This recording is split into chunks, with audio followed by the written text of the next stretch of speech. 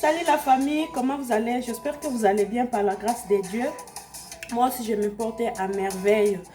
Le loto y na recette na biso na njungu otoko na biso lelo tozolakisa lolenge nini bakataka soso. Donc merci beaucoup na bandeko nyonso o basabone na ba o pe basabone te vraiment bo s'abonner massivement pour nous soutenir ndeko na bino, mwana na bino, yaya na bino, leki na bino, mama na bino pour nous soutenir eza chaîne ya sika ifungami sika. Donc malembe na ngolo nzambe tukoba lelo toyoko tolakisa nini bakataka soso eza na bana ebele babotami surtout na bapoto boye bana ebele babotami libanda boye bayebi ndenge olamba te bayebi ndenge ya ko kata soso te misusu pe baye poto bana mikie bakoli misusu babotami ya bayebi penza babiloko na biso penza baafricain babantu pena ndenge tosalela nde tolingaka ebele bayebi te yango na muke nde nzambe azosunga tozolakisa pe mpona bandeko mosusu pe bayeba kozwa ide ndenge ya kosala. Vraiment merci beaucoup partout où vous êtes. Merci beaucoup na pesi mbote na ngai na ma grande sœur Tane Longa, moi c'est mbongo ebele depuis Canada Montréal. Gros bisous à toi Yaya.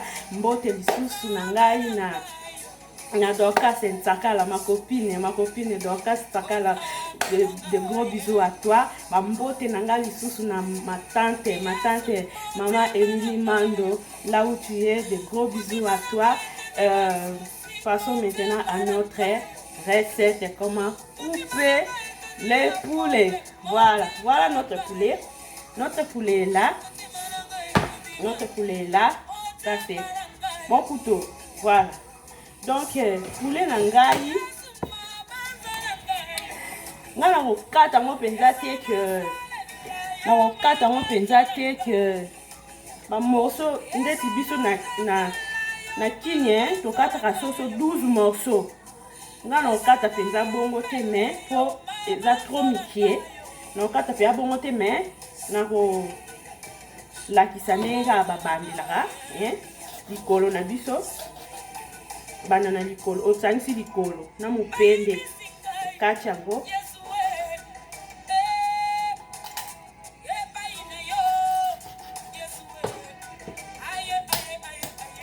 likolo na mupende okati yango. Après okaboli likolo na mupende okaboli yango. Après obuki boye allez okaboli okati likolo diviser par deux likolo na mupende menga na tiki na ngabo.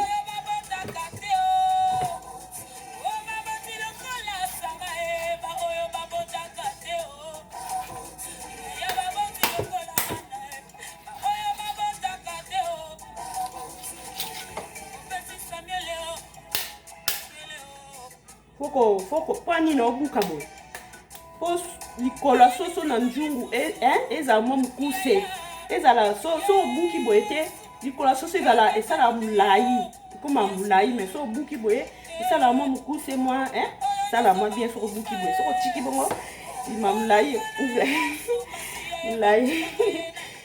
Voilà, après toyesko yo kokata lipapu. Après oyo kati oye kota lipapu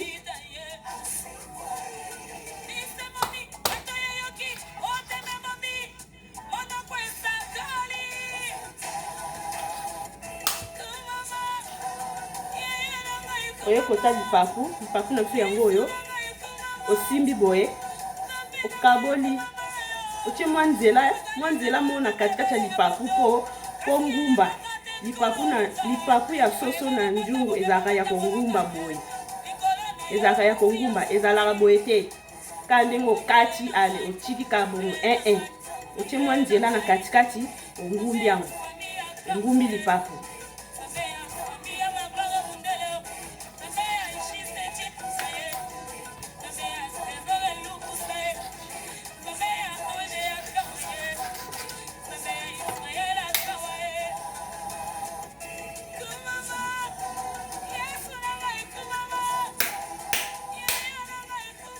Otokata mkongo na biso soso kota liso kota sima bon excusez-moi kota sima ya soso kota sima soso balongolaka place soso asala toilette na ye de place soso asala toilette na ye eloko moko ezalaka likolo wana na soso na nga deja balongola deja eloko moko ezala balamba yango te place soso asala toilette na ye donc balongola yango na mbeli balongola yango na mbeli mpo place wana evandisaka basalite ya kaka na ye balongola yango na mbeli ntango okata soso fo kolongola eloko wana balambaka basoso na eloko wana te place soso na nsima soso balamba eloko wana te balongola yango lepa na nga deja balongola na voilà soso na nga eya nango mpe na kingo te kingo ya soso eza te balongoli nga deja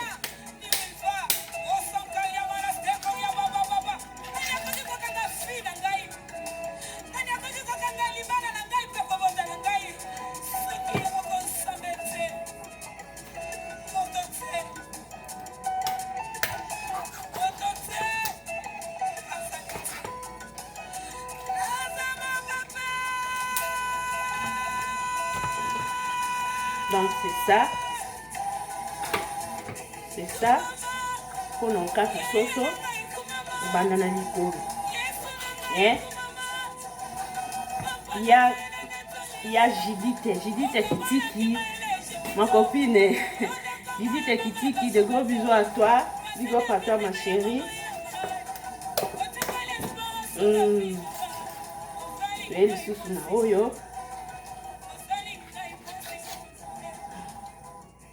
non kata no disant on a deux parties te donc yo so lingi na yo so lingi na yo oko diviser la leçon quotidienne Amino Baby à base d'avoine colloïdale naturelle protège et nourrit la peau sensible.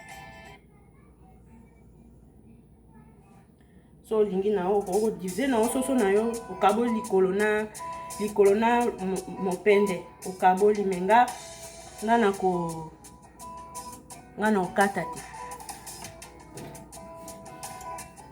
ngana okata te na chikibo yoso lingi okaboli na yo babanda okata na likolo ya Judith Kibila banda okata soso na likolo eza pasi te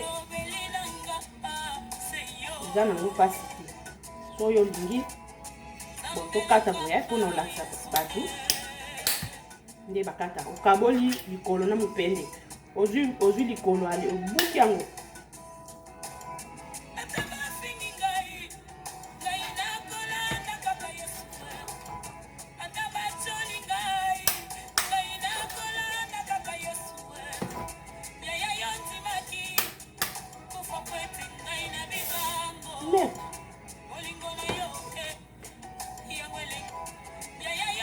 voilà les amis, si ce n'est pas pour 4 sauces na biso, eza pas cité mais au bando 4 na likolo, au kaboli likolo na mupende, nga kaboli na ngate po wa monso na nga ebima nikieti.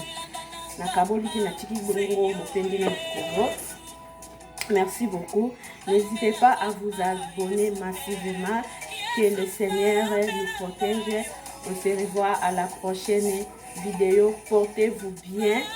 Que Dieu nous protège et qu'il veille sur nous.